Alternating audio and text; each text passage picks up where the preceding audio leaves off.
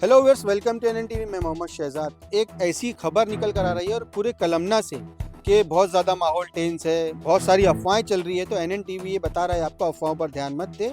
हिंदू, मुस्लिम, सिख, ईसाई आपस में भाई भाई, ये सिर्फ एक मिसाल नहीं है। हमारे नागपुर के रहवासियों ने इसे साबित किया है। हमारे साथ हैं वसीम भाई, इरशाद भाई, मंसूर भाई और बहुत सारे हमारे शांति प्रिय लोग, मोहम्मद जुबैर भाई। तो इन सब की एक यकजहती की वजह से एक बहुत बड़ा मामला होते होते बच गया है। तो ज़्यादा समय ना लेते हुए वसीम भाई बताएं, दर्शक जानना चाह रहे हैं, बहुत सारी अफवाहें शहर में फैल रही है। दरअसल ये वाकया है अपना वाजपेयी नगर कलमना का, जहाँ पे दिन में एक इंसिडेंट हुआ एक मटन शॉप में, जो कि वहाँ के बजरंग दल बोलो, असामाजिक तत्व बोलो, असामाजिक तत्व, हाँ ये ज़्यादा असामाजिक बेहतर तत्व रहेगा। कुछ आए और वहाँ पे वो गऊ मांस का उसको बोलकर मारने लगे।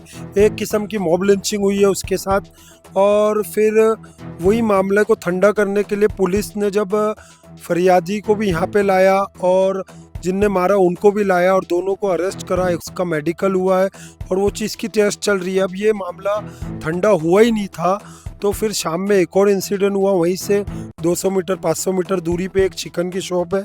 वो चिकन की शॉप बंद हो गई थी, उसको जबरन में तोड़ा गया। वहीं पे एक बिरयानी का, चिकन बिरयानी का सेंटर है, उसको भी तोड़ा गया, गले में हाथ डाला गया। और वही चिकन सेंटर वाले का लड़का जो कि मटन शॉप में खड़ा था, उसे भी यहाँ पे लाया गया, उसकी भी तहकीक चालू है। आपके साथ में कुछ हुआ है इंसिडेंस यहाँ पे? आप नहीं, फरियादी ऐसा बताया जा रहा है। नहीं, हमने तो जब ये खबर हमको मालूम पड़ी तो हमने हमारे जिनको अपना बड़ा मानते हैं, मंसूर भाई, इरशाद भाई, ये लाला साहब, हमने उनको खबर की कि भाई ऐसा ऐसा है। और हम सब साथ में मिल के आए और आने के बाद में यहाँ पे पुलिस स्टेशन में पुलिस से रिक्वेस्ट किए, पुलिस को बताया, पुलिस को जागरूक किए कि ऐसा ऐसा है। अभी तक कि आपने सुबह से क्या किए? ये जब 11 साढ़े 11 12 बजे के टाइम पे ये जब हादसा हुआ तो अभी तक के आपने क्या किए?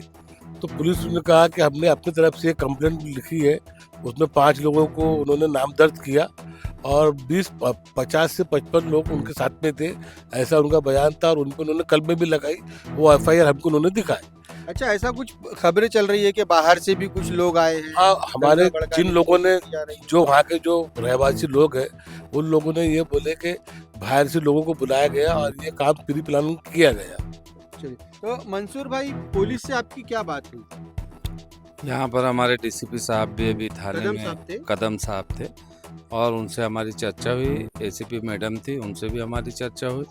और जो लोगों का ऐसा कहना था कि भाई उन लोगों पे एफआईआर नहीं हुई, जो मुजरिम है उन पर, तो उनको जानकारी नहीं थी पब्लिक की। जो दिन में जो मामला घटना घटी थी उसकी जानकारी यानी पब्लिक को नहीं थी कि एफआईआर हुआ है कि नहीं हुआ। लेकिन पब्लिक ये बोल रही थी कि एफआईआर नहीं हुआ है। लेकिन फिर यहाँ के जो पीआई साहब है उन्होंने एफआईआर बताया कि हमने एफआईआर उन पे किया है। और अभी नेक्स्ट टाइम जो शाम में जो घटना घटी वहाँ पर, उसके भी उन्होंने अभी एफआईआर किया और अभी मामला शांत है। यहाँ ऐसा कोई मसला नहीं है, ऐसी कोई प्रॉब्लम नहीं है, पुलिस ने हैंडल किया है। और हमें उम्मीद है कि पुलिस जो आरोपी है उन पे सख्त से सख्त कार्रवाई करेंगे। इरशाद शेख साहब, ये पूरे घटनाक्रम में शहर में जो एक अफवाह फैल रही है, तो इन अफवाहों पर विराम लगाने के लिए जनता से कोई शांति की अपील? सबसे पहले तो मैं ये बताऊंगा, मैं सुबह से इस घटना में हूँ और जिस फरियादी जो थे, जो जिनके बेटे को इन लोग ने लेके गए, पुलिस ने लेके गई यहाँ से, पुलिस ने अभी अपनी कस्टडी में रखा है। तो घटना वहाँ से स्टार्ट हुई। हमारे जो एरिया है वाजपेयी नगर की मस्जिद के पास एक मटन की दुकान थी। तो कुछ अपना कुछ बजरंग दल के लोग, जो लोगों का कहना, ये हमारा कहना नहीं था, वहाँ के जो लोग हैं उनका कहना था कि बजरंग दल के लोग आए वहाँ पे, उन्होंने हमला किया उस बच्चे के ऊपर। और वहाँ मटन की दुकान में मटन भी नहीं था और वो सेटर लगा रहा था और उसके हाथ में कुछ थैली थी। जैसे ही उसकी थैली देखे तो उसके ऊपर टूट पड़े और मारने के बाद में उसको वहाँ पे पुलिस को बुलाया गया। फिर पुलिस भी वहाँ पे आई। पुलिस आने के बाद में वो बच्चे को यहाँ पे लेके आया। जैसे ही उनके वालिद का फ़ोन आया तब फिर हम दोपहर में यहाँ पे आए। और दोपहर में आने के बाद में डीसीपी कदम साहब थे, हमने उनसे भी बात की। और दोनों गुट के लोग यहाँ पे थे, कुछ हमारे हिंदू समाज के लोग थे और हमारे यहाँ के मुस्लिम समाज के लोग थे। तो उन लोगों को पहले डीसीपी कदम साहब ने बात की, पहले वो ग्रुप से बात की, फिर सेकंड हम लोगों से बात की। तो हमने कैसे भी करके मामले को शांत कराया। ठीक है, उन लोग, हम सिर्फ हमारा ये कहना था पुलिस को कि ठीक है, अगर वो कुछ मटन की दुकान पे थे, वो मटन भी ले रहे थे, उन्होंने कानून हाथ में क्यों लिया? वो पुलिस को भी तो फोन कर सकते थे, उन्होंने पुलिस को फोन नहीं किया। तो हमने डीसीपी साहब को, कदम साहब को बताया क्या साहब ठीक है, वो अगर गलत काम भी कर रहा था तो कानून है, कानून जिंदा है। तो उनका काम था कानून को लेके, पुलिस को लेके, पुलिस के साथ यहाँ पे आते, वाजपेयी नगर में उनको अरेस्ट करा दिया, उनको पुलिस के साथ भिजाते, ना कि आप गुंडागर्दी करते। यहाँ सीधा सीधा आपने गुंडागर्दी की। पहली चीज फुटेज भी है हमारे पास जी, पुलिस ये पर पहली चढ़ाई चीज। करते हुए लोग। जी, पहली चीज। और पुलिस के सामने मार रहे हैं, ये वीडियो कुछ देर के बाद हम आपके टीवी के माध्यम से बताइए। ये एक चीज हो गया। सेकंड चीज, ये मामला चलो हम लोगों ने शांति बनाए रखे, शांति बनाने के बाद में सब अपने घर चले गए। उसके बाद में जिनकी जो बच्चे के साथ ही हादसा हुआ, बच्चे को यहाँ पे जो ला के कस्टडी में रखा गया, उसके वालिद की दुकान तोड़ी गई। उनकी चिकन की कुछ दुकान थी और एक होटल थी। ये होटल कम से कम 100-150 लोगों ने आके तोड़े। तो ये सीधा सीधे अन्याय है। उसके बाद जब हमको पता चला, सब लोग यहाँ पे जमा हुए। बिल्कुल पुलिस ने बहुत अच्छा यहाँ सपोर्ट की। डीसीपी साहब, एसीपी साहब, सीपी साहब, हमारे क्या बोलते हैं, लोगों ने यहाँ पे आए और यहाँ के कोई हंगामा, कोई दंगा या कोई चक्का जाम नहीं किया। शांतिपूर्वक थाने में आके बात की और पुलिस से सहयोग मांगी, मदद मांगी। पुलिस ने अभी का जो घटना है यहाँ पे 9 कलम लगाई इनके ऊपर, और सुबह की जो घटना उसकी 4-5 कलम लगाई। 6 लोगों के यहाँ नाम ऑलरेडी जा चुके हैं और 50-55 लोगों के नाम है। तो पुलिस ने बिल्कुल कोऑपरेट किया। से हमारा खूबसूरत नागपुर, हिंदू मुस्लिम सिख ईसाई सब मिलजुल कर रहते हैं।